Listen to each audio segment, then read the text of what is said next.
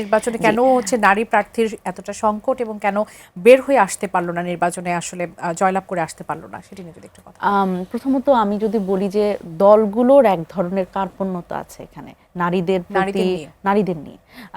এখানে আমি যদি বলি যে আমরা তো যখন আসলে এটির একটা খুব ভালো প্রমাণ আমি পেয়েছিলাম ঐকমত্য কমিশনে, যখন আমরা বলছিলাম যে 100 আসনে আমরা সরাসরি নারী নির্বাচন নিয়ে কথা বলি। আমরা ঐকমত্য কমিশনে কোনো নারী প্রতিনিধি ছিল? খুবই মজার বিষয় হচ্ছে সেদিন হচ্ছে পুরো ফোরামে মোটে বাম গণতান্ত্রিক যে জোট সেখান থেকে হয়তো একজন ছিল, সম্ভবত তাসলিমা আপা ছিলেন গণসংহতি আন্দোলনের, আর আমি ছিলাম হচ্ছে এনসিপি থেকে, এবং এই আলোচনাতেও কোনো নারী আসলে পাঠাতে পারেননি আমাদের দলগুলো। তো সেই জায়গায় যে নারী আসলে সংসদে কিভাবে যাবে, কিভাবে যাওয়া উচিত, প্রতিনিধিত্ব কেমন করে নিশ্চিত হবে, সেটার আলোচনাও করেছে আসলে একটা ঘর ভরা পুরুষ, আর শুধুমাত্র আমরা দুজন নারী ছিলাম। সুতরাং এই জায়গাতে আমার মনে হয় যে দলগুলো তখনও এই ধরনের অনেক কথা এসছে যে সরাসরি নির্বাচনের ক্ষেত্রে নারীরা এখনো প্রস্তুত না। যেখানে আমি 1972 সালের কথা বলছি, যখন 15টি সংরক্ষিত আসন দিয়ে এই যাত্রাটা শুরু হয়েছিল, সেই 15টি এখন 50টিতে এসে পৌঁছেছে। কিন্তু আমরা দেখছি এখনো সরাসরি নির্বাচনের ক্ষেত্রে আমাদের রাজনৈতিক দলগুলোর এখনো অনীহা, এবং তারা বলছে এই বাস্তবতা নাই। 15 থেকে যখন আসলে 50 হলো, এর মধ্যে যে গুণগত পরিবর্তন সেটি কি এসেছে? এটি আমার কাছে মনে হয় যে এর আগ পর্যন্ত, এই সংসদের আগ পর্যন্ত আমি বলবো এটা একেবারে পুতুল প্রতিনিধিত্ব ছিল। এটা আসলে স্বজনপ্রীতি, তারপরে হচ্ছে আত্মীয় স্বজন সবাইকে ঢুকানো, এবং আমরা দেখেছি প্রধানমন্ত্রীর কাজের লোক তিনিও নারী সংরক্ষিত আসনে সুযোগ পেয়েছেন এর আগে।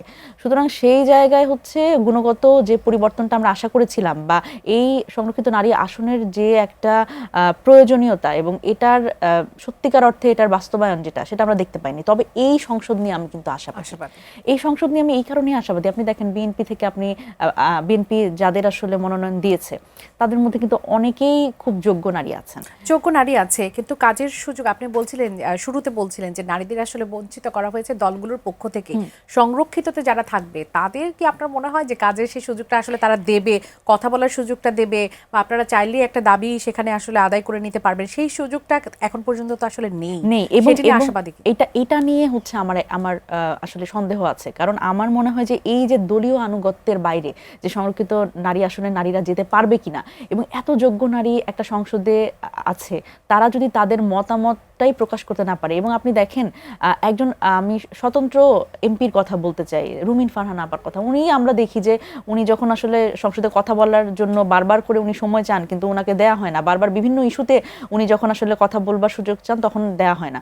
তো সেই জায়গায় সংরক্ষিত নারী আসনে যারা আসলে দলের থেকে সিলেক্টেড, তাদের আসলে কতটা স্বাধীনতা দলগুলো দেবে, এটা নিয়ে আমার একটা বড় আশঙ্কা।